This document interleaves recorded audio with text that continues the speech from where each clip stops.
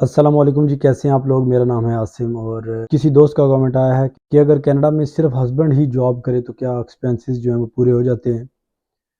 तो डिपेंड करता है कि हस्बैंड साहब जो हैं वो कौन-सी जॉब करते हैं, किस तरह का काम करते हैं, कि उसमें सैलरी उनकी कितनी है या पर मंथ वो कितना कमा रहे हैं, ये चीज़ें डिपेंड करती हैं। अगर आप एक मिनिमम वेज जॉब कर रहे हैं जैसा कि लाइक $15 पर आवर, तो वो इतना इनफ नहीं है, वो इतना ज़्यादा नहीं है।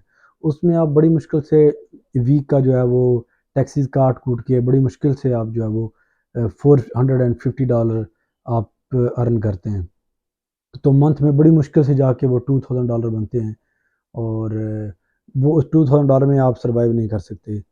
और अगर आपके जो हैं एज़ अ हस्बैंड अगर आपकी जॉब अच्छी है, if you are making more than 3 to $5000 तो फिर आप कनाडा में सर्वाइव कर सकते हैं। अब डिपेंड करता है कि जहाँ पे आप 3000 अर्न कर रहे हो तो आप किस जगह पे रह रहे हैं और ये सारी चीज़ें मैटर करती हैं। और अगर आप टोरंटो वगैरह में रह रहे हैं, वैंकूवर में रह रहे हैं, तो फिर आपके एक्सपेंसेस पूरे नहीं होंगे। फिर आपको मिनिमम 5000 इनकम चाहिए घर को चलाने के लिए। वहाँ पे मैंने काफ़ी ज़्यादा वीडियोज़ बना रखी हैं कि एक्सपेंसेस जो हैं वो कितने टोरंटो और वैंकूवर में कितने हैं, कॉस्ट ऑफ लिविंग क्या है, तो वो आप वीडियोज़ मेरी चेक कर सकते हैं। लेकिन अगर हस्बैंड की जॉब अच्छी है और 3 टू 5000 बना रहा है, तो फिर वो जो है वो सर्वाइव फैमिली कर सकती है। फिर सेविंग जो है वो इतनी ज़्यादा नहीं होगी।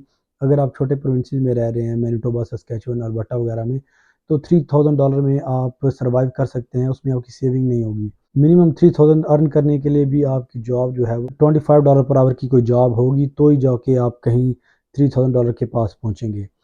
तो $3000 अगर आपके पास हैं, तो फिर जो है आप सर्वाइव कर पाएँगे। लेकिन अगर आप अकेला ही जॉब करना चाहते हैं कि मैं ही जो है वो हस्बैंड जो है एज़ अ हस्बैंड पूरे वो सिस्टम चलाऊँ, तो पॉसिबल है, ऐसा नहीं कि पॉसिबल नहीं है। फिर आपको ये है कि एक आप फुल टाइम जॉब करें, कोई भी अगर आप 15 टू $18 की कोई जॉब मिलती है। मैं एक नॉर्मल बात बता रहा हूँ कि अगर आपको कोई बहुत अच्छी जॉब नहीं मिलती, तो फिर आप $2000 आप वहाँ से अर्न कर जाएँगे और उसके बाद फिर आपको कोई पार्ट टाइम जॉब करनी पड़ेगी। इवनिंग्स में 3-4 घंटे के लिए या वीकेंड पे आपको करनी पड़ेगी। तो अगर आप चाहते हैं कि भाई ईज़िली मतलब आप फुल टाइम काम करें, 6 से 7 दिन जॉब करें, तो पार्ट टाइम थोड़ी बहुत साथ जॉब करें, तो फिर आप बना लेंगे, आप $3000 ईज़िली बना लेंगे। लेकिन अब जो है वो आप डिफरेंट किस्म की जॉब्स कर सकते हैं। ये तो मैं वो जॉब्स बता रहा हूँ जो आपको मिनिमम वेजेस पे करती हैं। तो लेकिन आप अच्छी जॉब्स अप्लाई कर सकते हैं। जैसे कुछ कंस्ट्रक्शन में अगर आपके पास स्किल्स है, उनमें जा सकते हैं, वो आपको ज़्यादा पे करेंगे। उसके अलावा अगर आप उबर ड्राइव करते हैं, उबर में लोग जो है वो तकरीबन 5 टू $8000 पर मंथ अर्न करते हैं। डिपेंड करता है वो किस सिटी में है। तो अगर आप उबर या टैक्सी आप फुल टाइम ड्राइव करते हैं, तो फिर आप अकेले भी जो है वो पूरे घर का सिस्टम चला सकते हैं। इसके अलावा अगर आपकी कोई जॉब अच्छी है, कोई गवर्नमेंट जॉब है, कोई ऐसी जॉब है जिसमें you are making 4 to 5000 dollar per month, फिर आप घर जो है वो ईज़िली रन कर सकते हैं। अगर आप डिपेंड करता है आप कितनी कितनी एक्सपेंसिव जगह पे रह रहे हैं, तो सारी चीज़ें डिपेंड करती हैं। अगर आप अकेले कमाना चाहते हैं, तो फिर उसी हिसाब से आपको अपने जो एक्सपेंसेस हैं, उनको पे भी कंट्रोल करना पड़ेगा। लेकिन अब मैं दूसरी बात करता हूँ।